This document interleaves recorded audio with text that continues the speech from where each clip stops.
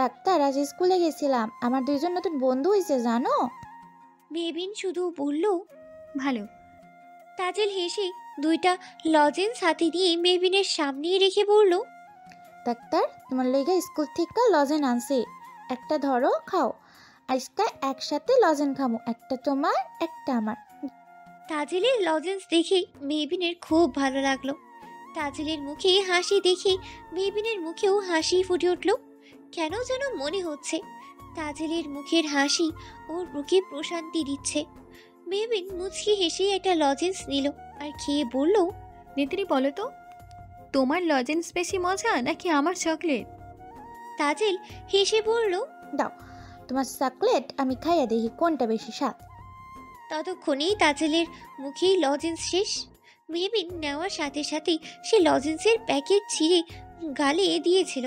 মেহবিনের কথা শুনে সে চিবোতেই খেয়ে ফেলেছে। তা দেখে মেহবিন হাসলো আর ব্যাগ থেকে একটা চকলেট দিয়েই বলল, ধরো, খেয়ে বলো। তাজেল দাঁত কেলিয়ে বলল, আমি জানি তোমারে কইলে তুমি চকলেট দিবা, আসলে তোমার সব চকলেট ফুরাইয়া গেছে, আবার খাইতেও ইচ্ছে করছিল, তাই কইলাম আমি না খাইয়াও কইতে পারি তোমার চকলেট বেশি স্বাদ। বলেই তাজেল হাসলো। মেহবিনের কি হলো? মেহবিন হাঁটু গেড়ে বসে ওকে জড়িয়ে ধরে বলল, তুমি জানো নেত্রী, তুমি আমার জীবনে এক টুকরো প্রশান্তি। পুরুষ মানুষ একটাই জাতি, কিন্তু পুরুষে পুরুষে কতটা পার্থক্য। যেমন একটা পুরুষের কাছেই একটা মেয়ে সবচেয়ে নিরাপদ থাকে, আবার ক্ষেত্র বিশেষে একটা পুরুষের কাছেই একটা মেয়ে সবচেয়ে অনিরাপদ সাব্যস্ত হয়। মুখর শুয়ে শুয়ে ফোন স্ক্রল করছিল, এমন সময় কাব্যের বিহঙ্গিনী পেজের কিছুক্ষণ আগের করা পোস্টটা সামনে এলো। কমেন্ট শেয়ারের ঝড় উঠেছে আজ। মুখর বসে ভাবতে লাগলো আজ নিশ্চয়ই কিছু হয়েছে, কারণ কাব্যের বিহঙ্গিনী তার পারিপার্শ্বিক বিবেচনা করেই সর্বদা পোস্ট করে। পোস্টটা মাগরিবের নামাজের সময় পর করা হয়েছে। মেহবিন খাবার খাচ্ছিল, এমন সময় ওর ফোনে একটা নোটিফিকেশন এলো বিহঙ্গিনীর কাব্য আইডি থেকে নতুন পোস্ট করা হয়েছে। মেহবিন খাওয়া শেষ করে মুচকি হেসে কমেন্ট করলো। এটা কি কোনো কথা না কবিতা? ওপাশ থেকে রিপ্লাই আসলো, কোনো কথাও না আর কবিতাও না, এটা আমার অনুভূতি। যদিও আমি শুনিনি, তবে এটা বোধ হয় কোনো গানের লাইন। হয়তো বা আমিও শুনিনি, তবে ফেসবুকে ক্যাপশন দেখেছি, পড়ে মনে হলো এটা আমার সাথেও মিলেছে। তা আমায় নিয়ে কিসের দ্বিধা আপনার? আমার মনে হয় তোমাকে আজ পর্যন্ত আমি পড়ে চিনতেই পারিনি, অথচ আপনি আমাকে সব থেকে ভালো চেনেন। চিনতে আর কোথায় পারলাম? পারলেন না বুঝি? আমার মনে হয় তুমি কোনো কিছুর অপেক্ষায় আছো। আচ্ছা, তুমি কিসের অপেক্ষায় থাকো? কিসরা তো অপেক্ষা তোমার?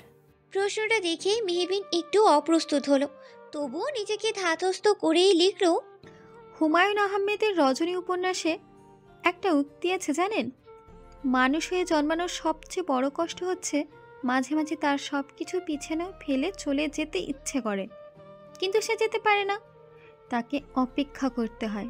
কিসের অপেক্ষা তাও সে ভালো মতো জানে না। এই কথার পরিপ্রেক্ষিতে বরাবরের মতো ওপাশ থেকে আর কোনো কমেন্টই এলো না। মেহবিন তা দেখে একটা দীর্ঘশ্বাস ফেলে একটা উপন্যাসের বই নিল, বারান্দায় গেল। রাতের নীরব পরিবেশে নিজের মতো সময় কাটাতে লাগলো। রাতে শেখ বাড়ির খাবার টেবিলে সবাই খেতে এসে বসেছে। শেখ শাহনওয়াজ মেয়েকে খাওয়াচ্ছেন আর নিজেকে খাওয়াচ্ছেন। হুট করেই মিশু বলল, এই যে নূপুর ডাক্তার, তুমি কি আমাদের বাড়ি থেকে যাবে না? মিশুর এমন কথায় সবাই মিশুর দিকে তাকালো। কিছুজন রেগেই তাকালো। মিশুর প্রশ্নে অপ্রস্তুত হয়ে পড়ল ডক্টর নূপুর। সে বলল, কেন মিশু আপু, আমি থাকলে কি তোমার সমস্যা হবে? না, কিন্তু তোমার তো কাজ শেষ, এখন তোমার বন্ধু আছে, তাহলে তুমি এই বাড়িতে থেকে কি করবে? তখন শেখ শাহনওয়াজ বললেন, কে বাড়িতে থাকবো আর কে থাকবো না সেটা না হয় আমি ভাবমু। নূপুর তোমার ডাক্তার হইলেও সে বৌমার বোনের মেয়ে, মানে তোমার খালাতো বোন। তার কাজ না থাকলেও এই বাড়িতে থাকবো যেমনটা আগে থাকতো। কেন, নূপুর ডাক্তারের মা বাবা নেই নাকি যে এখানে থাকবে? মিশুর এই কথায় শেখ শাহনওয়াজ বললেন, মিশু, এভাবে বলতে হয় না, ও তোমার বোন হয়তো। তখন শেখ শাহনওয়াজ বললেন, তুমি পাগলকে কি বোঝাচ্ছ শাহনওয়াজ? পাগল শব্দটা মিশু সহ্য করতেই পারে না। মিশু পাগল শুনে কাঁচের গ্লাসটা ফেলিয়ে দিল আর চিৎকার করে বলল, আমি পাগল নই। মিশুর এরকম চিৎকারে সবাই চমকেই উঠল। শেখ শাহনওয়াজ মেয়ের হাত ধরেই বলল, মিশুমণি, শান্ত হও, তুমি তো পাগল নও। তাহলে? মিশু চিৎকার করেই বলল, তাহলে তোমার বাবা কেন বলল? মিশু, শান্ত হও, আর কেউ তোমায় পাগল বলবে না। তোমার বাবা আমায় পাগল বলল কেন? ওটা এমনি বেরিয়ে গেছে, তুমি শান্ত হও, খেয়ে নাও মা। তখন শেখ শাহনওয়াজ বললেন, এমনি এমনি বলিনি, পাগলকে পাগল বলেছি, তাতে কি হয়েছে? মিশু এবার শেখ শাহনওয়াজের হাত ছাড়িয়ে পানির জগটা আছাড় মারল আর চিৎকার করে বলতে লাগলো, আমি পাগল নই, আমাকে পাগল বলবে না। নই আমি পাগল, তুমি শুনতে পাচ্ছ? বলতে বলতেই ওখান থেকে সরে এলো আর একটা ফুলদানি ভেঙে ফেললো। তখন আরবাজ উঠে ওকে জড়িয়ে ধরলো আর বলল, আমার বোনকে যে পাগল বলবে তাকে কিন্তু আমি ছেড়ে কথা বলবো না। শেখ শাহেনশাহ, নিজের জবানকে কন্ট্রোলে রাখুন, না হলে কবে জানি কারো হাতে আপনার জবান বন্ধ হয়ে যায়। দুদিন আগেই না ইস্তেমা থেকে ফিরলেন, অথচ ভিতরটাই শুদ্ধ করে আসতে পারলেন না। বাজ পাখি? কেউ আর তোকে পাগল বলবে না মিশু, বাজ পাখি আছে তো। আরবাজ কোনো রকমই মিশুকে সামলালো আর ওকে নিয়ে ওপরে চলে গেল।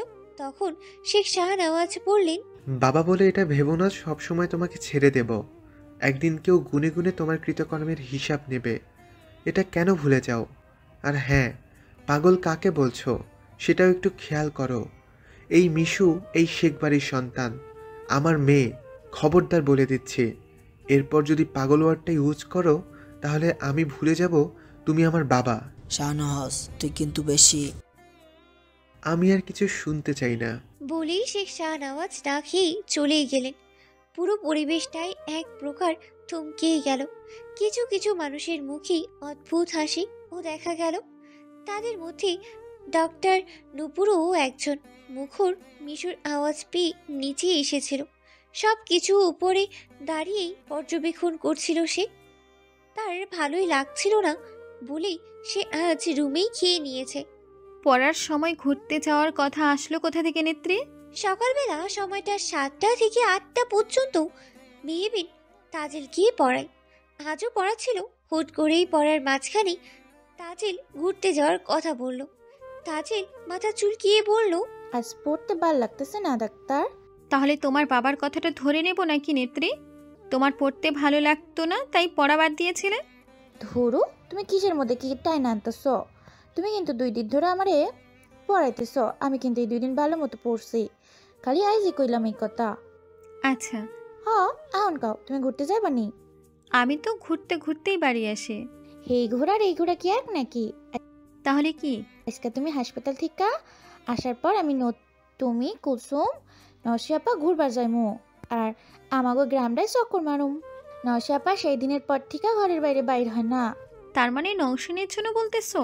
হ, এই তো বুঝছো। আচ্ছা তাহলে যাব, তবে আর একজনকেও সাথে নেব। এই যে আমার বাড়ি থেকে 5 মিনিট পর যেই বাড়িটা আছে, শামীম নামের ছেলে কাকাতো বোন, ওকেও নেব।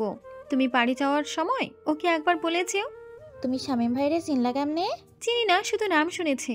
মেয়েটার বাড়ি কাল গিয়েছিলাম, অসুস্থ ছিল সে, কিন্তু আমি তার নাম জানি না। শামীম নামটা শুনেছিলাম। মায়াডা রোগা পটকা আসিল তাই না? হুম। তাহলে তুমি সাইমা আপার কথা কইতেছো? মেয়েটার নাম তাহলে সাইমা? সমস্যা নাই কা, তোমার নেত্রী খবর কইয়া দিবনে। তাইলে আজকে আমার ছুটি, আমি গেলাম। তুমি না যাইতে দিলেও আমি যামু। বলেই তাজেল ব্যাগ নিয়ে দৌড়। তা দেখে মেহবিন হাসলো। রান্না বান্না নামাজ পড়েই শুরু করে এসে, তাই তাড়াতাড়ি হয়েই যায়। মেহবিন গোসল করে খেয়ে নিল, তারপর রেডি হয়ে বের হলো। বিকেলে মেহবিন আজ তাড়াতাড়ি এসেছে। মেহবিনকে রিক্সা থেকে নামতে দেখে তাজিল সবাইকে খবর দিতে গেল। মেহবিন বাড়ি এসেই ফ্রেশ হয়ে নিল। একটা সাদা রঙের 3 পিস পরে মাথায় কাপড় দিয়ে ঘরে তালা দিয়ে বের হলো। বাড়ির সামনে আসতেই দেখলো নওশি আর সাইমা কথা বলছে। কুসুম আর তাজিল হাত দিয়ে কি যেন খেলছে। মেহবিন গিয়ে সবার সাথে কুশল বিনিময় করলো। হুট করে মেহবিন বলল, সাইমা তো কি ভাবলে? সাইমা মেহবিনের দিকে তাকালো, কিন্তু কোনো জবাব দিল না।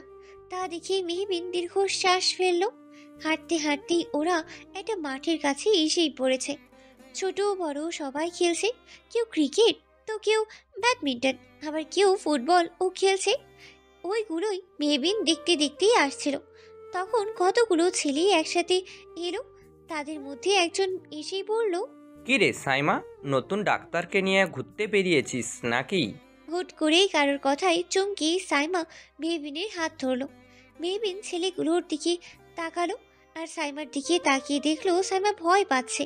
তা দেখে মেহবিন বুঝতে পারলো হয়তো এই ছেলেটাই শামীম। মেহবিনের মুখটা মুহূর্তেই শক্ত হয়ে উঠল। ও বলল, তুমি শামীম? শামীম কিটকিটিয়ে হেসে বলল, আরে ডাক্তার ম্যাডাম, এই আমার চেনে। রাস্তা ছাড়ো। আরে এতদিন শুধু দূরে থাইকা আপনারে দেখছি, আজ সামনাসামনি দেখলাম। এত সহজে কি রাস্তা ছাড়া যায়? তখন তাজেল বলল, স্বামী ভাই রাস্তা ছাড়ো, নাহলে কিন্তু খারাপ হয়ে যাব। এই পুচকে কথা কম ক, দেখতেছস না বড়রা কথা কইতেছে, তুই কথা কস কয়েন? তোর মায়ে তোরে কিছু শেখায় নাই? আরে তোরে শিখাইবো কেমনে, হেতি তো আবার অন্য নাগরের লগে ভাইগা গেছে গা। কথাটা শুনেই তাজেল মেহবিনের জামা ধরে পিছনে গেল। মেহবিন খুব কষ্টেই নিজের রাগটাকে কন্ট্রোলে রেখেছিল, কিন্তু তাজেলের এই কথা বলতে শুনে ওর রাগটা হুট করে আরও বেড়ে গেল। ও কিছু বলবে তার আগেই ওর একটা কল এলো। ও না দেখেই ফোনটা উঠে একটু সরে যাচ্ছিল, তখন শামীম ওর হাত ধরলো।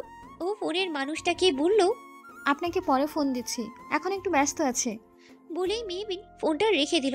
তখন শামীম বলল, আমি তো দেখলাম আপনি ফ্রি আছেন, তাহলে ব্যস্ত থাকার কথা কইলেন কেন? মেহবিন এতক্ষণ বোধহয় শামীমের লিমিট ক্রস করার কথাই ভাবছিল। করে ফেললো মেহবিনের হাত ধরে। মেহবিন মুচকি হেসেই বলল, আমার মনে হয় এখন ব্যস্ত হয়ে পড়বো, তাই আগেই জানিয়ে রাখলাম আর কি। বলে মেহবিন শামীমের মুখে একটা ঘুষি মারল। হুট করেই ঘুষি খেয়ে শামীম পিছিয়ে গেল, আর সবাই অবাক চোখে মেহবিনকে দেখতে লাগলো। কেউ ভাবতেই পারেনি মেহবিন এরকম কিছু করবে।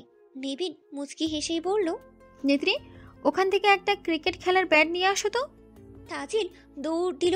মেহবিন সাইমার দিকে তাকিয়ে বলল, অন্যায় যে করে আর অন্যায় যে সহে, দুজনেই সমান অপরাধী। জুলুমকারীর জুলুম সহ্য করাও একটা অপরাধ। যত চুপ থাকবে তত তাদের অত্যাচার বেড়ে যাবে। মেহবিন শামীমের দিকে তাকিয়ে বলল, কি শামীম, ব্যস্ত হয়ে পড়লাম তো, তাই না? শামীম রেগে মেহবিনের দিকে তাকিয়ে বলল, তোর তো সাহস কম না, তুই আমার গায়ে হাত তুলস? তুই জানস আমি কে? তুই মেম্বারের পোলার গায়ে হাত দিয়েছস, তোর তো এর ফল ভোগ করতেই হবে। মেহবিন হেসে বলল, কেন রে, তুই কি ফলের গাছ লাগিয়েছিস নাকি? আমি না জানলাম তুই কে, কিন্তু এবার তুই বুঝবি আমি কে। শামীম রেগে মেহবিনের দিকে তেড়ে এলো। ততক্ষণেই তাজিল ব্যাট নিয়ে এসেছে। মেহবিন তাজিলের হাত থেকে ব্যাট নিয়ে শামীমের হাতে খুব জোরেই একটা বাড়ি মারলো, আর বলল, এখন বল কেমন লাগছে? শামীম হাত ছাড়া মেরে আবার মেহবিনের দিকে এগিয়ে এলো। এবার মেহবিন ইচ্ছে মতো শামীমকে মারতে লাগলো। মেহবিনের কানে শুধু সাইমার কান্না আর কথাগুলোই বাজছিল। সেদিন সাইমা কতটা অসহায় ছিল, আর সেই সুযোগে সে কি করেছিল। মেহবিনকে মারতে দেখেই মাঠের সব মানুষ এগিয়ে এলো। শামীমের সাথে 4 জন ছেলে ছিল। তারা থামাতে গেলেও মেহবিন 2-4টে তাদেরকেও দিল, তাই কেউ আগানোর সাহসী পেল না। মুহূর্তের মাঝেই গ্রামে ছড়িয়ে গেল গ্রামে আসার নতুন মেয়েটা মেম্বারের ছেলেকে মেরেছে। এত কিছুর মাঝে সাইমার মুখে ছিল তৃপ্তির হাসি। হয়তো শামীমের এই অবস্থা ওকে প্রশান্তি দিয়েছে, তবু আলাদা একটা ভয় কাজ করছে। না, নিজের জন্য নয়, মেহবিনের জন্য। মেহবিন ইচ্ছে করে এমন এমন জায়গায় মেরেছে শামীমের, যা শামীম কাউকে খুলে বলতেও দ্বিধাবোধ করবে। শামীম মাটিতে শুয়ে আছে। মেহবিন জোরে ব্যাটটা ফেলে পড়ল। কুলসুম সাইমার কাছে গেল।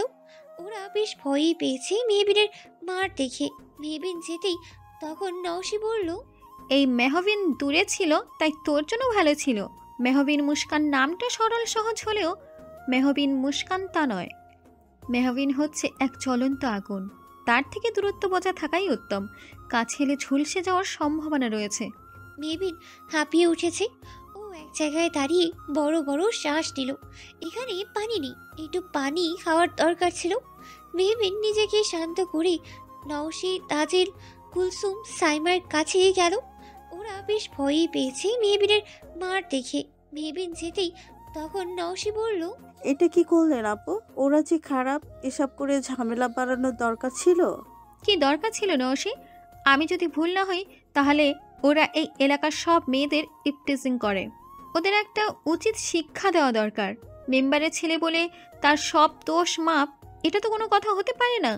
প্রত্যেককে তার নিজেদের কৃতকর্মের শাস্তি অবশ্যই পেতে হবে। তখন তাজিল বলল, ডাক্তার, তুমি একেবারে সেই কাম করছো। এই স্বামীর তো নওশী আপারও একদিন হাত ধরছিল। তোমার হাত যখন ধরলো তখন তো মনে হইতেছিল তোমার মতোই আমিও হরে মারি।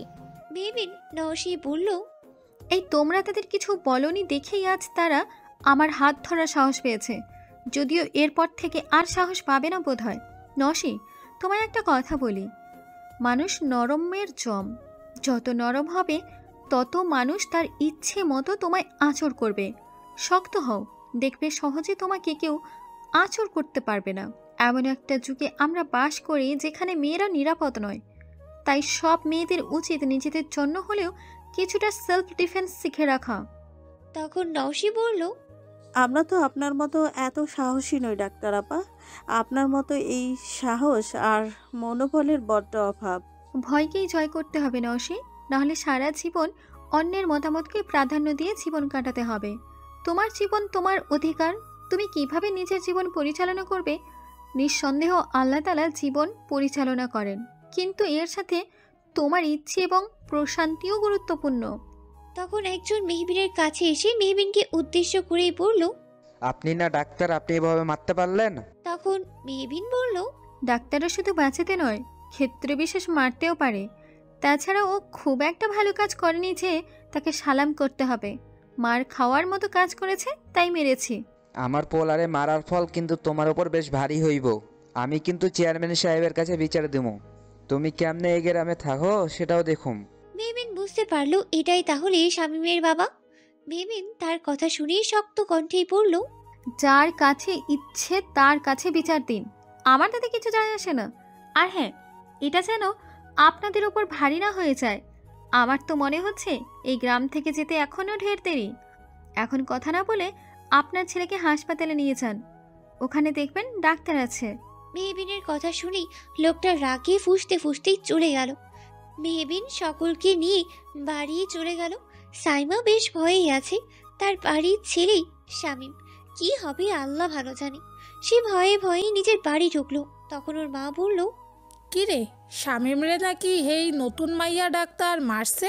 সাইমার কি হলো কে জানে। এতক্ষণ ভয় থাকলেও এখন কেন যেন ভয়টা কাজই করছে না। সাইমা বলল, মারছে, আমি ওইখানেই ছিলাম।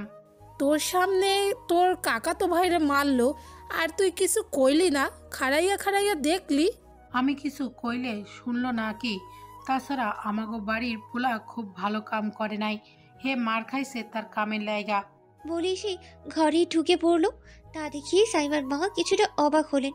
শামীমকে সে নিজের ছেলের মতোই দেখেন, তার ছেলে নেই বলে। তিনি তাড়াতাড়ি করে হাসপাতালে গেলেন। মরার কথা শুনে শামীমের মা বাবা ওইদিকে ছুটেছিলেন। তিনি ঘর দৌড় সব ঠিক করে এখন যাচ্ছেন। সাইমারা দুই বোন। সাইমার বড় বোন 2 বছর আগেই সুইসাইড করেই মারা গেছে। তবে ঘটনা আছে, কারণ নাকি সে নাকি কাউকে ভালোবাসতো, তার বাড়ির লোক মানেনি দেখেই সুইসাইড করেছে। এদিকে আরবাজ আর মুখর এসেছিল। ওইদিকে সব শুনে ওরা দুজন একে অপরের দিকে তাকালো আর হুট করেই হেসেই উঠল। তখনই মুখরের ফোনটা বেজে উঠল। ও ফোন ধরলো। ওপাশ থেকেই আওয়াজ আসলো, তখন ফোন দিয়েছিলেন কেন? তখন কি আপনি মারামারি করতে ব্যস্ত ছিলেন ম্যাডাম?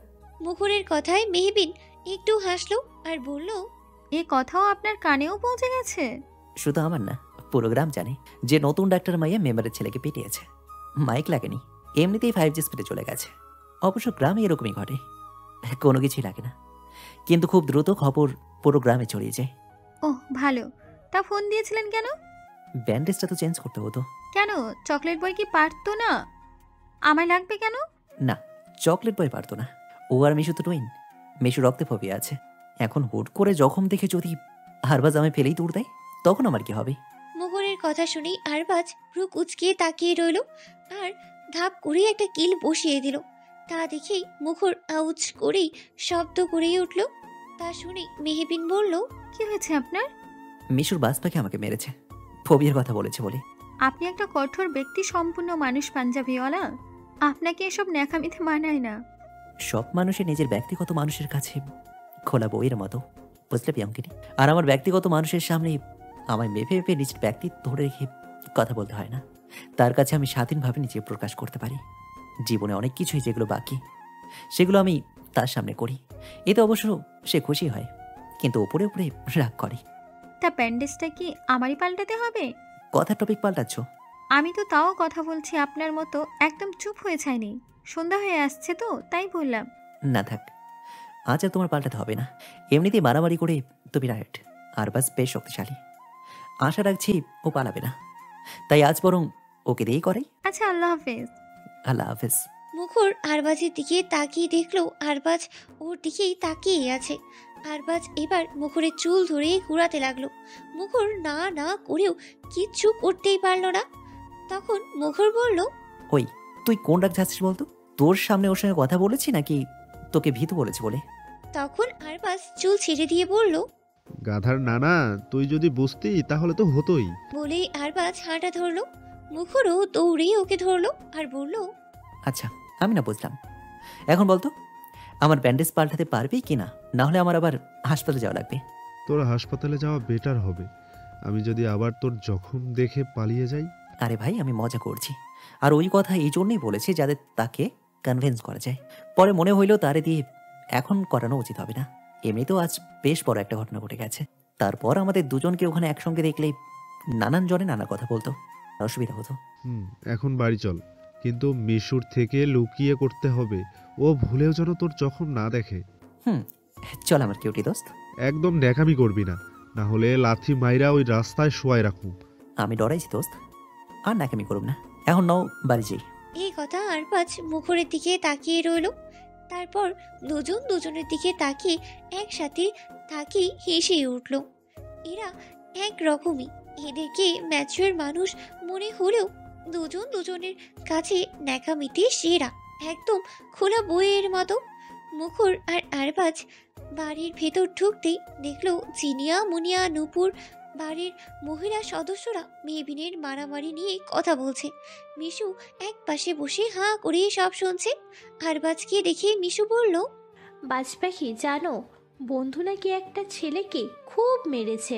মুখর আর আরবাজ একে অপরের দিকে তাকিয়ে বলল, হ্যাঁ মেরেছে, কিন্তু তোমরা জানলে কিভাবে? তখন মুনিয়া বলল, ও আচ্ছা। পরের দিন সকালবেলা মেম্বার আর চেয়ারম্যান আরও কিছু গণ্যমান্য লোক মেহবিনের বাড়িতেই গেল। মেহবিন সবাইকে বসিয়ে চা নাস্তা দিল। তারা জানালো যে একটা সালিশ হবে মেহবিনের কালকের কার্যকলাপ নিয়ে। মেহবিন নিজের সম্পর্কে কিছুই বলেনি, শুধু বলেছে এখনও সময় নেই, সালিশ অনেক সময়ের ব্যাপার, তাই ওর বন্ধ মানে শুক্রবার করলেই ভালো হয়। তাছাড়া শামীম ততদিনে কিছুটা সুস্থ হয়ে উঠবে। ওদের সবাই বরং এবং এখানে যারা যারা ছিল তাদের নিয়ে করলেই ভালো হয়। সবাই থাকলে বোঝা যাবে আসলে কার দোষ ছিল। সেখানে যা রায় হবে মেহবিন মেনেই নেবে। মেহবিনের যুক্তি দেওয়া কথা শুনে সবাই ওর কথায় রাজি হয়েছে। মেম্বার একটু হম্বি তম্বি করলেও চেয়ারম্যানের ওপরে কথা বলার সাহস হয়নি। এত কিছুর মধ্যেও আজ শেখ শাহনওয়াজ মেহবিনের বাড়ি থেকে কিছুই খেলেন না, কারণ তিনি তার কথা ভুলেননি। সবাই চলে গেলে মেহবিন হাসলো। এখনকার যুগেও গ্রামে সালিশের মাধ্যমে অনেক ঘটনার ফায়সালা হয়। সে কেন সময় চেয়ে নিল এটা শুধু সেই ভালো জানে। পুরো গ্রাম সেই দিনের পর থেকে বেশ চুপচাপ। সাইমা, নওশি, কুলসুম কেউ আর মেহবিনের সাথে দেখা করেনি, করেছে শুধু তাজেল। ওর সব হলো মেহবিন আর মেহবিনকে সাপোর্ট করাই ওর কাজ। আজ শুক্রবার ৩টার সময় সালিশ বসবে। মেহবিনকে 2টোর সময় থাকতে বলেছে শেখ শাহনওয়াজ। মিশুর সাথে না হয় একটু সময় কাটাবে। মেহবিন 2টার সময় বোরকা, হিজাব আর মাথায় ক্যাপ পরেই এলো, কারণ আজ ওখানেই মুখরও থাকবে। মেহবিন তাজেলকে দিয়ে সাইমা আর নওশিকে পরে আসতে বলে চেয়ারম্যান বাড়িতেই এলো। মিশু অনেক কথাই বলল, মেহবিনও শুনল। সালিশটা হবে চেয়ারম্যান বাড়ির বাগানে। ওখানে সব মানুষ এসে হাজির। শেখ শাহনওয়াজের কথায় মেহবিন এলো বাড়ির মহিলাদের বাইরে বের হতে মানা করেছে। শেখ শাহনওয়াজ ও আজ এখানে উপস্থিত। মেহবিনকে এক পাশে একটা চেয়ার দেওয়া হয়েছে, কিন্তু মেহবিন বসেনি। বাকি সবার অবস্থা ভালো হলেও শামীমের অবস্থা খুব একটা ভালো না, তাই সে চেয়ারে বসেই রয়েছে। প্রথমে চেয়ারম্যান সাহেব মেহবিনকে বললেন, আপনি নতুন গ্রামে এসেছেন, গ্রামে এসেই গ্রামের ছেলেদের গায়ে হাত তোলা আপনার উচিত হয়নি। মেহবিন মুখটা শক্ত করে শান্ত স্বরেই বলল, শামীমের ভাগ্য ভালো, ওকে শুধু মেরেছি আমার হাত ধরার জন্য, ওর হাত কেটে ফেলেনি সেটাই বেশি। মেহবিনের শান্ত স্বরে বলা কথাটা শুনে শামীম আঁতকে উঠল। বাকি সবার মাঝে গুঞ্জন উঠল। তখন মেম্বার বললেন, দেখছেন চেয়ারম্যান সাহেব, মাইয়া তেজ দেখছেন? কম মারছে তাই, আমার পোলার ভাগ্য ভালো, হাত কাইটা ফেলাই নাই তাই বেশি। এরকম জল্লাদ মাইয়া মানুষ আমগো এলাকার থাকার কোনো অধিকার নাই। অরে দেহা মাইয়ার আরো মারামারি শিখবো। মেহবিন মুচকি হেসে বলল, ওখানে কি হয়েছে তা তো আপনি জানেন না, তাই না? ওখানে তো আপনি ছিলেন না। ওখানে তারা শুধু আমার পথ আটকে কথা বলছিল নাকি আমার হাত ধরে অসভ্যতামি করছিল তা তো আপনি দেখেননি। তাহলে এত শিওর হয়ে কিভাবে বলছেন আপনি যে ওখানে কি হয়েছিল? ইবনে আসিম রাসূল বলেছেন, কোনো মানুষের মিথ্যেবাদী হওয়ার জন্য এতটুকুই যথেষ্ট যে সে সব শোনা কথা বলে বেড়াবে। মুসলিম 5। মেহবিনের এই কথায় পুরো মজলিস চুপসে গেল। শেখ শাহনওয়াজ অপমানে মাথা নিচু করলেন। যদিও মেহবিনের দিকে তিনি তাকিয়েছিলেন, কিন্তু ওর চোখের দিকে তাকিয়ে থাকতে পারলেনই না উনি। তখন শেখ শাহনওয়াজ বললেন, তো আপনি পরিষ্কারভাবে বলুন ওখানে কি হয়েছিল। তখন মেহবিন বলল, এখানে ভুক্তভোগী আমি নই, তাই যে এখানে ভুক্তভোগী তাকেই জিজ্ঞেস করুন।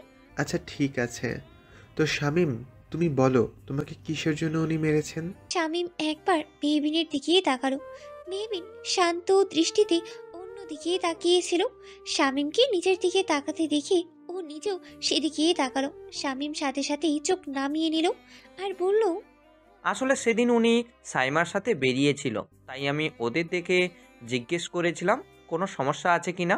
যদি উনি আমাদের গ্রামকে দেখতে চান আমি ওনাকে দেখাবো, আর কোনো সমস্যা থাকলে আমি সেই সমস্যার সমাধান করে দিব। ওনার একটা ফোন আসে, তখন ভুলে আমার হাতের সাথে হাত লেগে যায়, তারপরেই উনি আমাকে মারতে লাগে। বিশ্বাস না হলে জিজ্ঞেস করুন আমার বন্ধুদের। মেহবিন মনে মনেই হাসলো। নিজেকে শিক্ষিত প্রমাণ করার জন্য শুদ্ধ ভাষায় কথা বলছে, আর কি সুন্দর করে মিথ্যাগুলো গুছিয়ে বলল। চেয়ারম্যান সাহেব শামীমের বন্ধুদের জিজ্ঞেস করলেন। তারা শামীমের কথার সাথে তাল মেলালো। তখন চেয়ারম্যান সাহেব বললেন, এখন আপনি বলুন। একজন এত বড় মেয়েকে নিশ্চয়ই হাত ছোঁয়া আর হাত ধরার মাঝে পার্থক্য বোঝাতে হবে না, আর সে এমনি কথা বলেছে নাকি অসভ্যতামি করেছে সেটাও বোঝাতে হবে না। তখন মেম্বার বললেন, আচ্ছা আমি মাইনা নিমু, যদি সেইখানে থাকা কেউ একজন বলে সে যে জোর করে তোমার হাত ধরছিল আর তোমার সাথে অসভ্যতামি করছিল। মেহবিন সবার দিকে তাকালো। ওখানে থাকা সবাই চুপ। এত কিছুর মাঝেও মেহবিন তাজিল, নওশি আর সাইমাকে দেখতেই পেল না। মেহবিন নওশিকে না আশা করলেও সাইমাকে আশা করেছিল। মেহবিন একটা দীর্ঘশ্বাস ফেলল। তখন কেউ সবার পেছন থেকে চিৎকার করে বলে উঠল, আমি দেখছি, আমি সেই দিন ডাক্তারের লগে আসিলাম। কারোর আওয়াজে সবাই পিছনে তাকালো। তাজিল দাঁড়িয়ে আছে, তার পাশেই সাইমা আর নওশি। তাজিল সবাইকে বলল, সামনে যাইতে দাও আমাকে, আমরা হইলাম সাক্ষী। সবাই ওদেরকে জায়গা করিয়ে দিল। শামীম আর ওর বাবা সাইমাকে দেখে অবাক হয়ে গেছে। শামীম ভয় পাচ্ছে, আবার সাইমার ওপর রাগও হচ্ছে। ও মনে মনে বলছে এখান থেকে যাক, তারপর সাইমার খবর করবে। কিন্তু ও আজ সাইমার মাঝে ভয় দেখতেই পাচ্ছে না। তাজিল সামনে আসতেই মেম্বার বলল, ওই তাজেল, তুই হইলি ছোট পোলা পাইন, তোর বড়ের মধ্যে কথা কইতে হইব কেন? তাছাড়া তোর কথা নেওয়া হইব না। কেন নেওয়া হইব না? আমিও হেয়ানে একজন। তাছাড়া আমি তো দেখছি শামীম ভাই ডাক্তারের হাত ধরছিল। খালি তাই না, আমারও মেলা বাজে কথা কইছে। তুই চুপ থাক তাজেল, বড়ের মধ্যে একদম কথা কবি না। তখন সাইমা বলল, ও ছোট থেকে কি হবে চাচা? আমি তো ছোট না। সেই দিন শামীম ভাই আমাকে পথ আটকে ধরছিল, ডাক্তার আপা রাস্তা ছাড়তে কইছিল, হে ছাড়ে নাই, উল্টা অসভ্যতামি করেছিল। তাছাড়া ওনার একটা ফোন আয়তে উনি ওখান থেকে যাইতে লাগছিল, তখন শামীম ভাই ওনার হাত ধরছে, তাই ডাক্তার আপা ওনারে মারছে। তখন নওশি বলল, নাইমা যা বলেছে তাও সব সত্য, আমি এখানে ছিলাম। তখন আরো 2-3 জন ছেলে বলল। তখন মেহবিন মুচকিয়ে হেসেই বলল, হাজারো মিথ্যের মাঝে শুধু একটা সত্যের জন্য হাত ওঠানোর সাহস রাখতে হয়। যখন সেই হাতটা উঠে যায় তখন মিথ্যেটা ফিকে হয়ে যায়। সেই একটা সত্যের হাতের সাথে আরও সত্যের হাত উঠে যায়, সেইভাবেই সত্যের জয় হয়। ব্যাস, শামীম আর ওর বাবা একটা চাপেই পড়ে গেল। ওরা ভেবেছিল ওদের ভয়ে কেউ কিচ্ছু বলবে না, কিন্তু ওরা ভাবতেই পারেনি নিজের বাড়ির লোক ওকে ফাঁসিয়ে দেবে। পুরো মজলিস আবারও গুঞ্জন উঠল। চেয়ারম্যান সাহেব সকলকে থামালেন, আর গণ্যমান্য ব্যক্তিবর্গ সবাই নিজেদের মতামত পেশ করলেন। তাদের মতে মেহবিন মারলেও এত মারা উচিত হয়নি। তাই একজন বলল, মেহবিন হেসে বলল, সমস্যা নেই, ক্ষতিপূরণ দিয়ে দিব। তো বলেন মেম্বার সাহেব, কত টাকা খরচ হয়েছে হাসপাতালে? তবে এরপরে কি হবে সেটা জানি না, সেটার ক্ষতিপূরণ আমি দিতে পারবো না।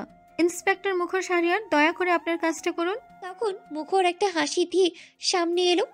এতক্ষণ পিছনে দাঁড়িয়ে তীর হাসি হাসছিল সে আর আরবাজ। মুখর এসেই শেখ শাহনওয়াজের সামনে দাঁড়িয়ে বলল, শামীম ও তার বন্ধুদের অ্যারেস্ট করা হবে। সে গুনে গুনে 5টা মেয়েকে ধর্ষণ করেছে এবং তারা সবাই আত্মহত্যা করেছে। তাদের মধ্যে শামীমের কাকাতো বোন সাইমার বড় বোনও একজন। তাদের এক একজনের আত্মহত্যার কারণ আলাদা আলাদা বলে জানা গেলেও কারণ একটাই, তারা সবাই শামীম ও তার বন্ধুদের জন্য ইজ্জত হারিয়েছিল। শেষমেশ নিজেদেরকে টিকে না রাখতে পেরে সবাই আত্মহত্যার পথ বেছে নিয়েছিল। কথাটা শোনা মাত্রই শামীম লাফ দিয়ে উঠল। তার ঘাম ঝরতে লাগলো, ওর বন্ধুদেরও তাই। এদিকে সাইমার বাবা আর সাইমা পুরোই থমকে গেল, সাথে পুরো গ্রামের মানুষজন, এসআই সহ আরো কয়েকজন কনস্টেবল এসে শামীম ও তার বন্ধুদের ধরল। শামীম চিল্লিয়ে বলল, আমি কিছু করি নাই, আমারে ওই ডাক্তার ফাঁসাইতেছে। আমি আর আমার বন্ধুরা যে ধর্ষণ করছি তার প্রমাণ কি? তখন মুখর একটা ফোন বের করে সামনে নিয়ে বলল, তার প্রমাণ তো আমরা তোমার ফোন থেকে জেনে গেছি শামীম। ডক্টর মেহবিন এমনি এমনি শুধু তার হাত ধরার জন্য তোমাকে মারেনি। তুমি যে একটা ধর্ষক সেটা জেনেই এত মেরেছে। কিন্তু আফসোস, তার তোমাকে খুন করতে পারলেই তার শান্তি লাগতো। কিন্তু কি করবে বলো, উনি তো আর খুনি নন। তখন শেখ শাহনওয়াজ বললেন, এসব কি মুখর? এখন কি আপনাদের ওর ফোনের ধর্ষণের ভিডিও দেখে প্রমাণ করতে হবে যে ও ধর্ষক? মুখরের কথাই পুরো মজলিস মাথা নিচু করে নিল। কেউ ভাবতেই পারেনি নিজের এলাকার ছেলেই তার এলাকার মেয়েদের ইজ্জত লুট করবে। সেদিন সবার অগোচরেই মেহবিন শামীমের ফোনটা নিয়ে নিয়েছিল, কেউ দেখতেই পায়নি। যদিও ওর ভাগ্য ভালো ছিল, তাই ফোনটা মাটিতে পড়েই গিয়েছিল, না হলে হয়তো বা পেতই না। ফোনটা ও নিজেই অন করেছিল। সব তথ্য ও ওই দিনই কয়েকদিনই সে নিজেই কালেক্ট করে আর সব মুখরকে পাঠায়। মুখর এগুলো দেখেই বুঝতে পেরেছিল এই জন্যই এই গ্রামে আত্মহত্যা বেড়েছিল। তবে এর মধ্যেও আরেকটা কথা, এইসবের পেছনেও নেশাচর যুক্ত আত্মহত্যার সাথে নেশাচরের কি সংযোগ থাকতে পারে এটা মুখরের মাথায় আসছে না। কিন্তু সব শুনে মেহবিনের মাথায় ঠিকই এসেছে এর সাথে কি সম্পর্ক। সবাইকে অ্যারেস্ট করা হলে একে একে সবাই বাড়ি চলে গেল, আর মুহূর্তেই ছড়িয়ে পড়ল শামীমের খবর। মুখর সবার শেষে সেই 5 জনের নামও বলেছে। সব মেয়ের বাবারা এখানেই ছিল। তারা তোরে এসেই শামীম আর তার বন্ধুদের মারতে গিয়েছিল। পুলিশ তাদের থামায়। তারা সবাই কান্নায় ভেঙে পড়ে। সাইমার বাবা সহ শুনেই শামীমকে কয়েকটা থাপ্পড় মেরেছে। এতক্ষণ শামীমের বাবা লফং ঝপং করলেও এখন নিশ্চুপ, কারণ তিনি তার ভাতিজিদের খুব আদর করতেন। সাইমা তো খুব কেঁদেছে। নওশিকে সামলাচ্ছে মেহবিন, এসে সাইমাকে সামলালো। শামীমকে নিয়ে যাওয়ার পর মেহবিন বলেছিল ক্ষতিপূরণ দিতে হবে কিনা। সকলেই মাথা নিচু করে না করে দিয়েছে। সাইমার বাবা সাইমাকে নিয়ে গেল। তাজেল মেহবিনের হাত ধরে নওশিকে নিয়ে বাড়ির পথেই আগালো। হুট করেই নওশি বলল, ডাক্তার আপা, আজ কিন্তু আপনি আপনার নেত্রীর জন্যই জিতে গেলেন। কারণ আমরা আপনার কথা এখানে এসেছিলাম ঠিকই, কিন্তু সব বলার সাহস ছিল না। তাজেল যদি এখন না বলতো আমি আছি, তাহলে আমরা সাহস পেতাম না। ওই যে আপনি বললেন না শুধু একটা হাত উঠানোর সাহস থাকতে হয়, সেই হাতটাই আপনার নেত্রীর। ওর জন্যই সাইমা আর আমি সাহস পেয়েছি। তখন তাজেল বলল, আমার ডাক্তার পড়াতে যাইয়া আমারে কইছে মিথ্যে কথা মাথায় না নইতে। তোমরা যদি নাও আত্মা আমি একাই চিল্লাইতাম আমার ডাক্তারের লাইগা। আমার কথা নিক আর না নিক, কইছে একজন রে কইতে, হেই একজন না হয় আমি হইতাম। এ তো ভুল কিছু করে নাই। ওই স্বামীন আমার একটুও ভাল লাগে না। মেহবিন তাজেলকে কোলে তুলেই পড়ল। মেহবিন নওশি আর তাজেলকে নিয়ে বাড়ি এলো। বাড়ির সামনে আসতে দেখলো কিছু লোকজন। এগোতে মেহবিন বুঝতে পারলো ওর জন্যই এসেছে। সবাই মেহবিনকে অনেক দোয়া করলো আর ওর প্রশংসা করলো। মেহবিন সবাইকে বিদায় দিয়ে দেখলো সাইমা দাঁড়িয়ে আছে। তাজেল আর নওশি বাড়ি চলে গেছে আগে। মেহবিন সাইমাকে ঘরে নিয়ে বসালো, তারপর বলল, কিছু বলবে সাইমা? সাইমা মেহবিনের দিকে তাকিয়ে বলল, আপনি আগে থেকেই জানতেন যে আমার বোনেরে শামীম ভাই তার ভোগের বস্তু বানাইছিল? আগে থেকেই না, দুদিন আগে জেনেছি। তবে তুমি এসব নিয়ে চিন্তা করো না, শামীমের সর্বোচ্চ শাস্তি হবে, আর তোমার কথাও কেউ জানবে না। আমার কথা বাদ দেন, আপনি জানতেন বড় আপা শামীম ভাইরে পছন্দ করত? আমারে কইছিল, কিন্তু হে পছন্দের মানুষ বড় আপার সবচেয়ে বড় জিনিসেই আঘাত করছে। ওর মানতে খুব কষ্ট হয়েছে, তাই না? তুমি তো শামীমকে ভাই মানতে সবকিছু ঘটার পর তোমার মানতে কি সহজ হয়েছিল? যেখানে তোমার সহজ হয়নি সেখানে তোমার বড় বোন কিভাবে সহজ মানতে পারতো? তাই তো নিয়তির কাছে হার মেনে নিয়েছে।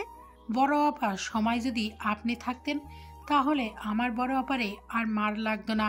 হয়তো বড় আপা মতো আমিও মরতাম, কিন্তু আপনার লাইগা আমার বাসার নতুন আলো দেখছি। তোমার মায়ের অবস্থা কেমন এখন? মা তো শুই নাই, অজ্ঞান হয়ে গেছি। আর কিছুক্ষণ পর জ্ঞান ফিরছে। অহনার কিছু কইতেছে না, একদম চুপ হইয়া গেছে। তোমার এখন তোমার মায়ের কাছে থাকা উচিত সাইমা। তাকে তোমার দরকার। হয়তো তোমাকে দেখেই তোমার বড় আপার কথা ভুলতে পারবে। আমি এখন কি করব আপা? কি করবা মানে কি? পুরানো সব ভুলে নতুন করে শুরু করবা? চাইলেই কি সব ভোলা যায়? না, ভোলা যায় না, তবে ভুলে থাকার চেষ্টা করতে হবে। তোমার এখনো অনেকটা পথ পাড়ি দেওয়া বাকি সাইমা। তোমার মা বাবার জন্য হলেও সবকিছু ভুলে তাদের নিয়ে নতুনভাবে বাঁচতে হবে। দরকার হলে এই তিক্ত স্মৃতি ভোলার জন্য জায়গা পরিবর্তন করো। কিন্তু হ্যাঁ, তোমার জীবনে যা ঘটেছে সেটাই তোমার কোনো দোষ নেই, কিন্তু তোমার দোষ না থাকলেও সাফার তোমাকেই করতে হবে। হ্যাঁ আব্বা কইছে আমার এনে আর থাকুম না, শহরে বা অন্য কোনো জায়গায় চইলা যাবো। এর জায়গায় আপনার কাছে আসছি। নতুন জায়গায় গিয়ে নতুনভাবে সব শুরু করো। তোমার জন্য অনেক শুভকামনা রইল। মেহবিনের কথায় সাইমার চোখ দিয়ে পানি পড়তে লাগলো। ও বলল, আমি কোনোদিনও বিয়ে করুম না আপা। আমার জীবনের সাথে কাউরেই জড়াইতে পারুম না। আরে আরে, তোমার বয়স কত? এখনই বিয়ের চিন্তা ভাবনা করছো? এখনো অনেক সময় বাকি। আমি বিয়ে করলে তারে ঠকানো হইব, তাই আমি বিয়ে করুম না। ঠকানো কাকে বলে জানো? যেটা তুমি নিজে ইচ্ছায় অন্যায় করো কিন্তু কাউকে না বলে লুকিয়ে করো, ধোকা দাও, যা তোমার করা উচিত না। তোমার সাথে যা হয়েছে তা খারাপ হয়েছে, এখানে তোমার দোষ নেই।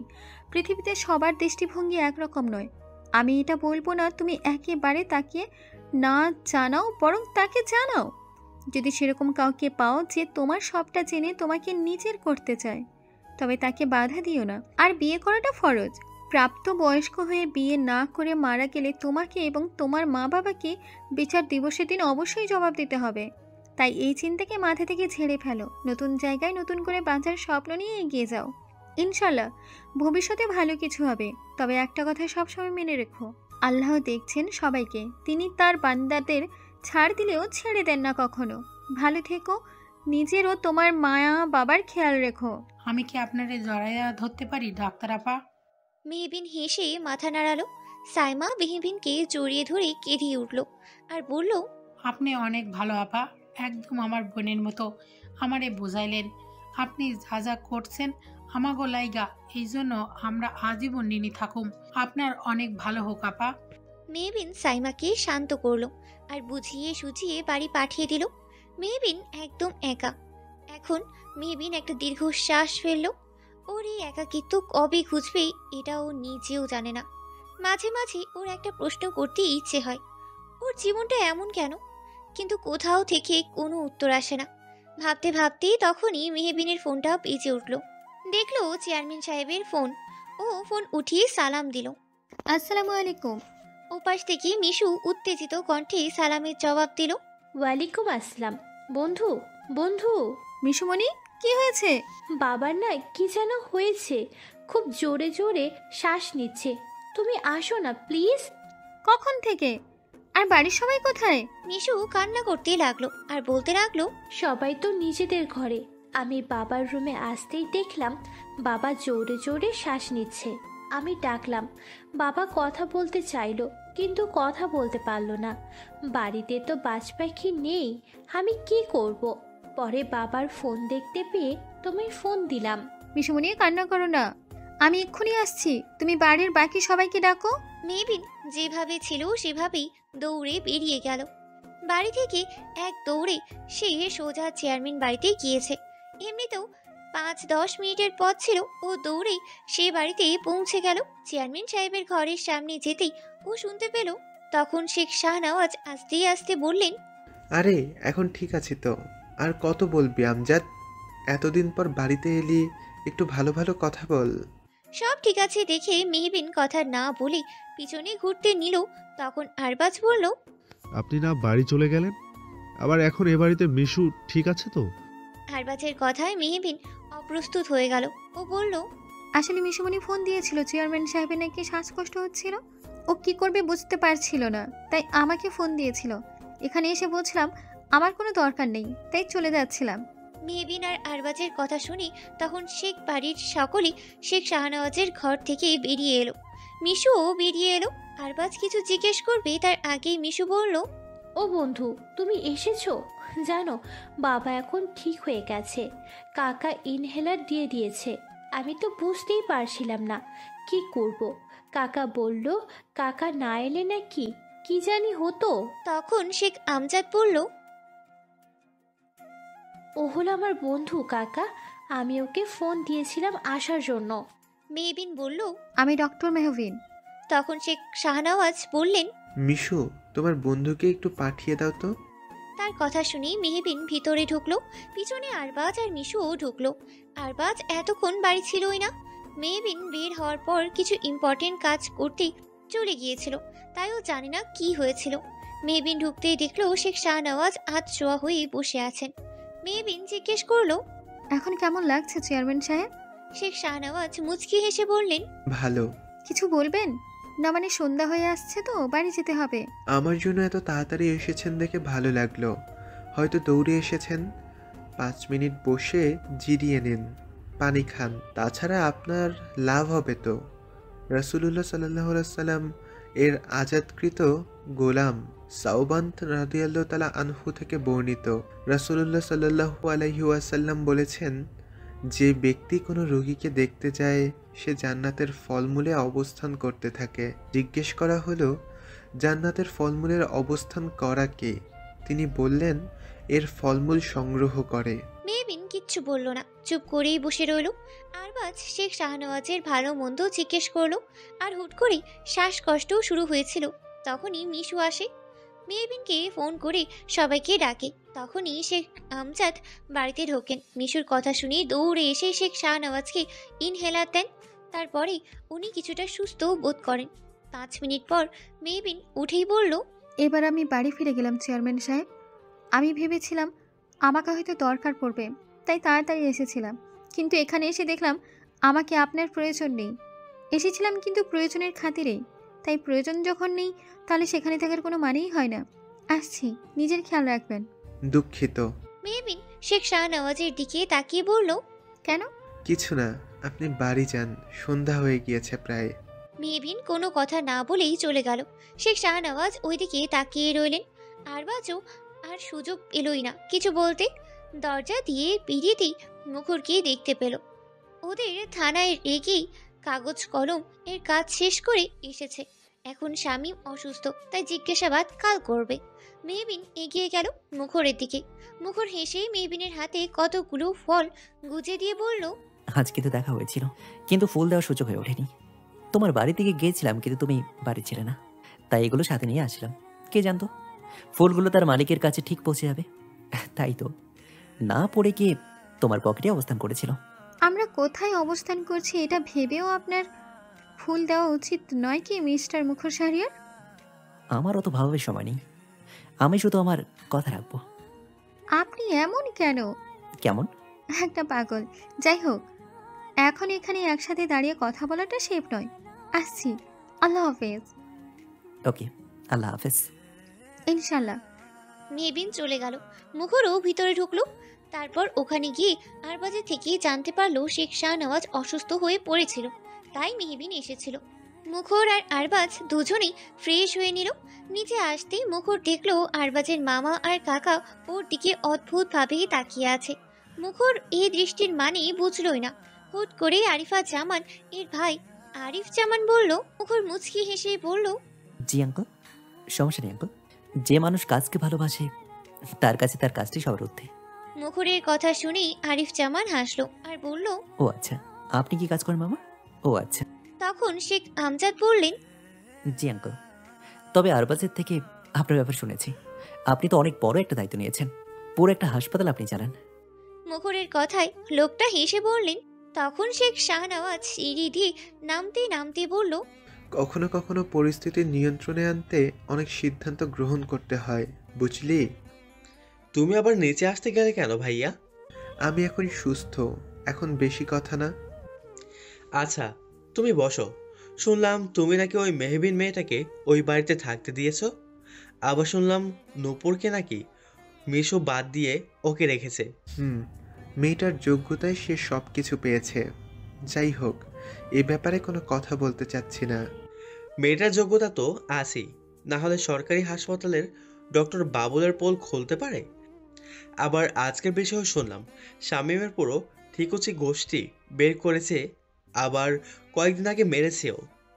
শেখ শাহনওয়াজ হেসে বললেন, সে হচ্ছে জ্বলন্ত আগুনের এক অগ্নিকন্যা। তাকে দূর থেকে উজ্জ্বল মনে হলেও কাছ থেকে মারাত্মক।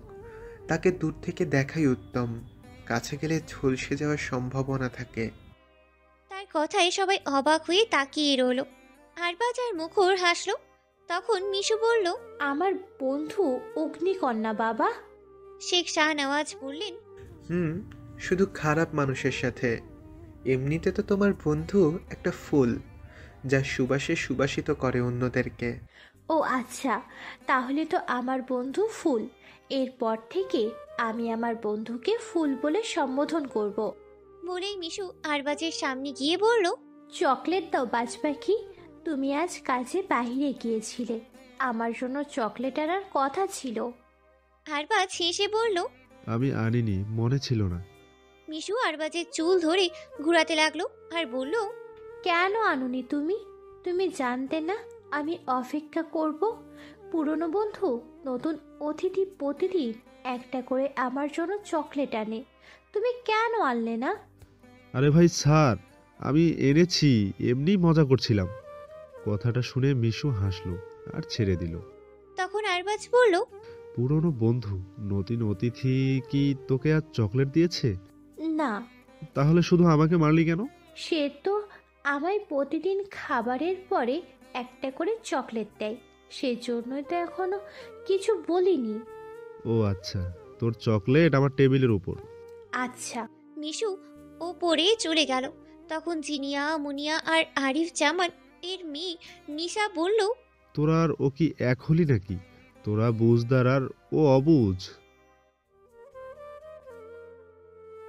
নূপুরের কথা শুনেই আরবাজ আর মুখর রেগে গেল। আরবাজ রেগেই বলল, কাল কি বলেছিলাম আমি ওই ওয়ার্ডটা? আরবাজের কথায় সবাই ভয় পেল। নূপুর বলল, এরপরে যদি আমি আর একবার শুনি নূপুর, তাহলে সেটাই হবে তোর এই বাড়ির শেষ দিন। আর জিনিয়া, মুনিয়া, নিশা, তোদের জন্য চকলেট এনেছি, ওগুলো ফ্রিজে রেখে দিয়েছি, গিয়ে দেখ আছে। আরবাজ আর কিচ্ছু বলল না, ও মুখরকে নিয়ে চলে গেল।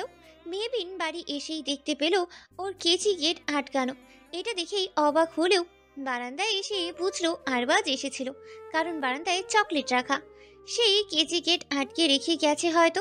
মাগরিবের আজান দিচ্ছে মুয়াজ্জিন সাহেব। মেহবিন আজানের জবাব দিয়ে উজু করে মাগরিবের নামাজ আদায় করে নিল। সব শেষে যায় নামাজেই শুয়ে রইল মেহবিন।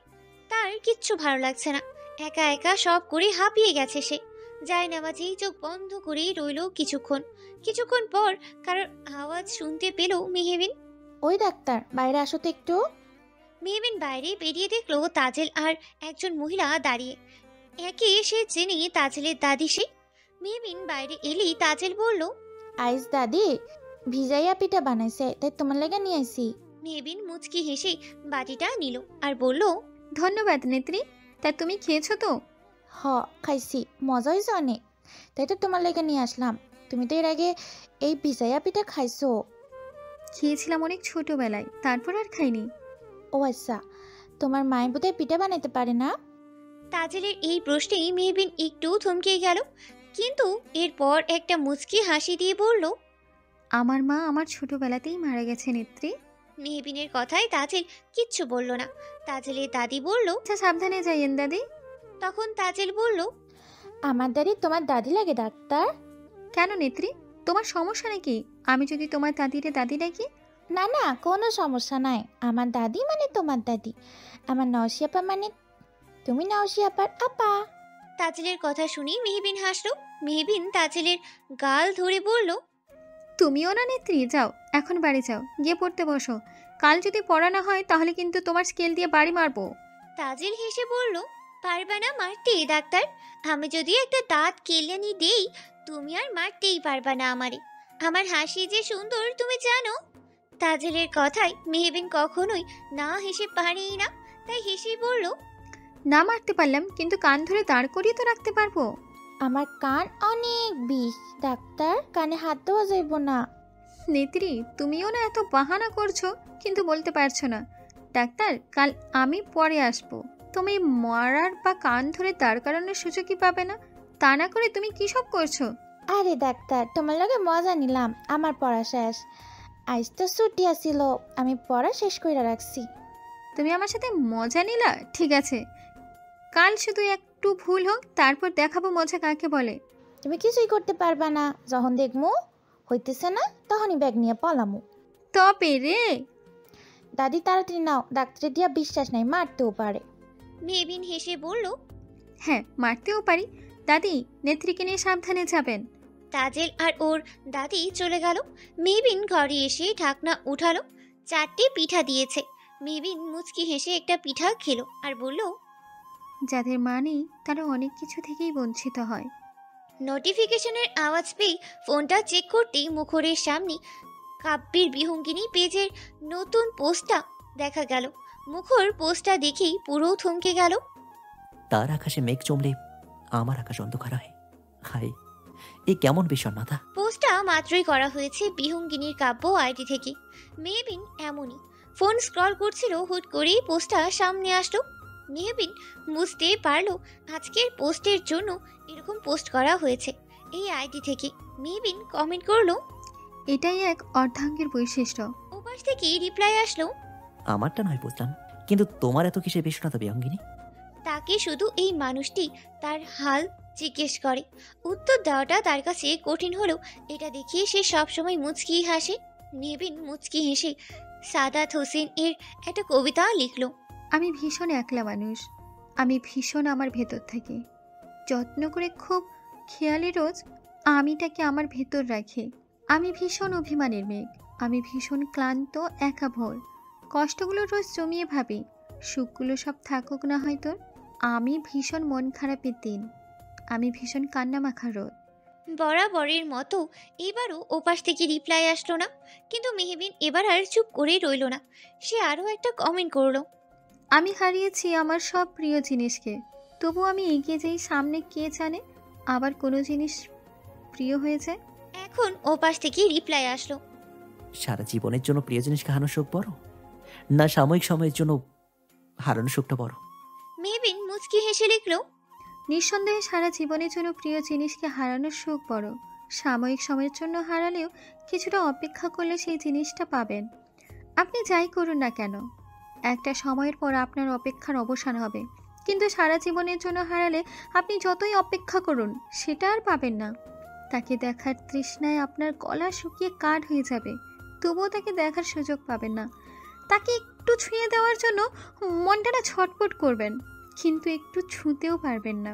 প্রতিদিন প্রতিনিয়ত তার জন্য অপেক্ষা করবেন, কিন্তু এ অপেক্ষার শেষ হবে না। ভেতরে ভেতরে তার অপেক্ষা করতে করতে নিঃশেষ হয়ে যাবেন, তবুও শেষ নিঃশ্বাস ত্যাগ করার আগে তাকে পাবেন না। তখন আপনার মস্তিষ্ক জুড়ে একটাই কথা ঘুরবে, ইস, শেষ নিঃশ্বাস ত্যাগ করার আগে যদি তাকে দেখতে পারতাম। সেই জন্যই তো সারা জীবনের জন্য যাতে হারাতে না হয়, তাই সাময়িক সময়ের জন্য হারিয়েছি। না হারাননি, একটু সঙ্গ ছেড়েছিলেন শুধু। তবে ছিলেন তো সব সময় আমার সাথেই, হয়তো একটু দূরে। সামনে শুক্রবার তৈরি থেকো, তোমায় নিয়ে ঘুরতে যাব। তবে হ্যাঁ, তুমি তোমার কালো বোরখা হিজাব নিকাব পরে এসো, সাথে সেই ক্যাপ। মুচকি হেসে লিখলো, আচ্ছা ঠিক আছে। ব্যাস, কথোপকথন শেষ। মেহবিনের মুডটা এখন বেশ ভালো, যদিও তার কাব্য তার জন্য সেই মুডটা ভালো করার জন্যই পোস্ট করেছিল। নেত্রী, কাল তো খুব বলেছিলে সব পড়াশোনা শেষ, তাহলে আজ কি হলো? মেহবিনের কথায় তাজেল দাঁত কেলিয়ে বলল, আমি তো পড়ছিলাম ডাক্তার, কিন্তু কি কত আমার মাথায় আমার ধোকা দিছে, সে মনে রাখে না। ধোকা কাকে বলে নেত্রী? মেহবিনের কথায় তাজেল ওর দিকে তাকালো আর বলল, আমি তো জানি না, কিন্তু এইটা বুঝি আমার বাপ আমারে একবার কইছিল আমার মায়ের নাকি তারে ধোকা দিয়া চইলা গেছে। এমনি তো আমার পড়াও চইলা গেছে, তাই কইলাম মনে হইলো চইলা যাওয়ানের মানে ধোকা দেওয়া, ঠিক আছে না ডাক্তার? তাজেলের এমন কথায় মেহবিন কিচ্ছু বলল না। এইটুকু বয়সে ওকে ধোকার মানিটা কে শেখাতে চায় না। তখন তাজেল একটা দাঁত কেলানি দিয়ে বলল, তুমি আমারে সত্যি মারবা ডাক্তার? এই দেখো আমি দাঁত কালানি, কি সুন্দর। তাজেলের কথায় মেহবিন হাসলো আর বলল, তোমার দাঁতে পোকা হয়েছে বসছো নেত্রী, তাই এত দাঁত কেলানোর দরকার নেই। তুমি হাসা কথা কইতেছো নাকি ডাক্তার? খাইছে, আমি তো এখন ভালো মতো খাইতেও পারুম না। নেত্রী, তুমি না একটা কি? আমি একটা কিউটের ডিব্বা। আমি তো মানুষ, তুমি ডিব্বা পাইলা কই? তোমার চোখে সমস্যা হয়েছে নি? ঠিক মতন চোখে দাও না, তোমার চোখে দেখান লাগবো। তুমি মানুষের ডিব্বাকে দেখতেছো? মেহবিন এবার একটু বেশি হাসলো আর বলল, হয়েছে নেত্রী, তুমি মানুষ, আমার তোমাকে ডিব্বা বলা উচিত হয় নাই। আচ্ছা ঠিক আছে, তুমি এখনো আমারে মারবা নাকি ডাক্তার? না, তুমি ঠিক বলছিলে, তোমাকে আমি মারতেই পারবো না। তাইলে কানে ধরাইবা? আমার কান কিন্তু এখনো বিষ। তাও করবো না। তাহলে কি করবা? কিছুই করবো না। তবে হ্যাঁ, তুমি এখন আমার সামনে বসে পুরো পড়া মুখস্থ করবা, এটা তোমার শাস্তি। তাইলে আমার এই চকলেট দিবা? সব পড়া হলে দেব। আচ্ছা তাহলে পড়তেছি। যদি না দিতাম তাহলে কি করতে? এখন ব্যাগটা নিয়ে পলাইতাম। হুম, অনেক হয়েছে, এখন পড়ো। তাজেলের পড়া শেষ হলে মেহবিন ওকে চকলেট দিল। আজ দুজনেরই বন্ধ, তাই 10টার দিকে পড়তে এসেছিল তাজেল। তাজেল যেতে নিলেই মেহবিন বলল, নেত্রী, তুমি কিন্তু কিছু ভুলে যাচ্ছ। তাজেল একটা হাসি দিয়ে বলল, আসসালামু আলাইকুম। এটা কি সঠিক হয়েছে নেত্রী? তোমাকে বলছি, সালামের ভালোভাবে উচ্চারণ না হলে সেটার অর্থের বিকৃতি হয়ে যায়। যদিও অজান্তেই হয়, মানুষ বুঝতে পারে না, তবে এই ভুলের কারণে আমরা প্রতিনিয়ত একজন আরেকজনকে বদয়া দিচ্ছি, একজন আরেকজনকে ধ্বংস, ক্ষতি, অকল্যাণ কামনা করছে। সোয়াবের বদলে পাপের বোঝা ভারী হচ্ছে। যেমন আমরা প্রতিদিন অনেকে এভাবে সালাম দিতে শুনি, সাল্লাম আলাইকুম, আসসালাম আলাইকুম, সালাম আলাইকুম, আসসালাম আলাইকুম ইত্যাদি, যার অর্থ শান্তির পরিবর্তে গজব, অশান্তি কিংবা শাস্তি কামনা করা হয়। আবার উত্তর দেওয়ার সময় শোনা যায় ভুল শব্দের ব্যবহার, যেমন ওয়ালাইকুম সালাম, ওয়ালাইকুম আসসালাম, আলাইকুম সালাম ইত্যাদি, যার উত্তরে গজব, অশান্তি কিংবা শাস্তি কামনা করা হয়। নাজুবিল্লাহি মিন জালিক, আস্তাগফিরুল্লাহ ওয়া আতুবু ইলাহি। অনেকে ভুল করে, তাই আমাদের সঠিকটা জানতে হবে নেত্রী। এর সহিষ্ণু উচ্চারণের প্রতি গুরুত্ব দেওয়া জরুরি। কমপক্ষে অতটুকু বিশুদ্ধ উচ্চারণ অবশ্যই জরুরি, যার দ্বারা অর্থ ঠিক থাকে। সালামের সঠিক উচ্চারণ হলো। সব শুনি তাজেল বলল, আসসালামু আলাইকুম, এবার ঠিক আছে? মেহবিন মুচকি হেসেই বলল, ওয়ালাইকুম সালাম, মাশাআল্লাহ, এবার ঠিক আছে। আল্লাহ হাফেজ ডাক্তার। আল্লাহ হাফেজ নেত্রী। তাজেল চলে গেল। মেহবিন আস্তে আস্তে তাজেলকে সব শেখাচ্ছে। নামাজও পড়তে বলেছে দাদির সাথে। ও বলেছে আস্তে আস্তে শিখে ফেলবে। তো বলতো, একজন শিক্ষিত মানুষে এরকম আচরণ কিভাবে করলি? আচ্ছা, আমার একটা কথা বলতো, শুধুমাত্র নিজেদের খায়েশ মেটানোর জন্য তোরা মেয়েদের সাথে এরকম করতি, নাকি আর অন্য কোনো কারণ আছে? যা জানিস ভালোই ভালোই বলে দে, আর তোদের ওই শরীরে হাত দেবো না। মুখর শামীম আর ওদের বন্ধুদেরকে এসেই মেরেছে। এখন শান্ত হয়ে বসে ওকে এই কথা জিজ্ঞেস করলো। মুখরের কথায় শামীম চোখ তুলিয়ে তাকিয়ে বলল, আমরা নিজেদের জন্যই এসব করছি। তাহলে সহজেই মেনে নিলি তোরা? কালকে না বললি তোদেরকে ফাঁসানো হয়েছে? তা রাতে কি নিশাচর এসেছিল নাকি? নিশাচর নামটা শুনতেই সবগুলো চমকে উঠল। শামীম আমতা আমতা করে বলল, নিঃশ্বাসাচরকে? মুখর হেসেই বলল, তোদের ইললজিক্যাল ফাদার। তখন এসআই বলল,